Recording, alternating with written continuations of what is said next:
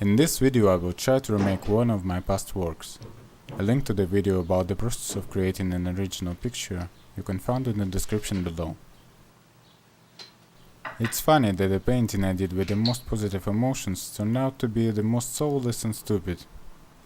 It's been several months since I started it every day, and I see that the scene is so weak. I'm ashamed. It does not fit into the rule, every new painting should be at least a little bit better than a previous one. Usually, it is normal that after a certain time I begin to notice something in my paintings that I could correct. Before, I forced myself not to do this, but simply to take these errors into account when I would do my future works. Because when you try to remake something, you will likely only make it worse, and to dwell on the past is a bad habit.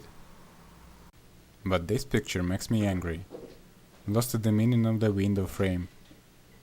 If I was going to make the illusion of different space, I should have done it more realistically. Follow the rule.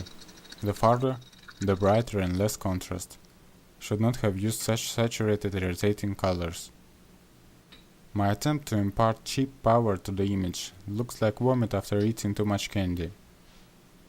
So much effort and material spent, but it does not bring me joy.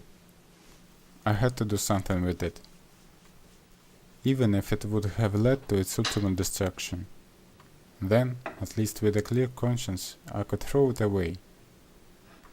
So I decided to use the advice of the guru of modern art.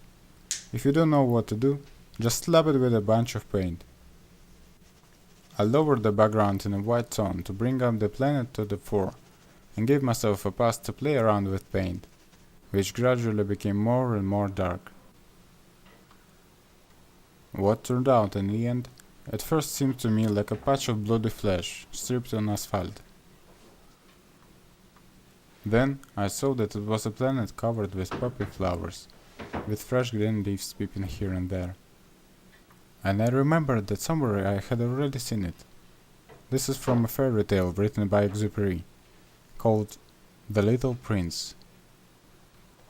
He lived alone on a small planet that could be walked around in a few steps, and there he took care of a flower, a seed of which drifted from space. Maybe when he decided to travel with migratory birds and left his planet, the flowers grew unsupervised and filled the entire planet, so that there was no place to even step. Though it still looks more like a bloody Death Star.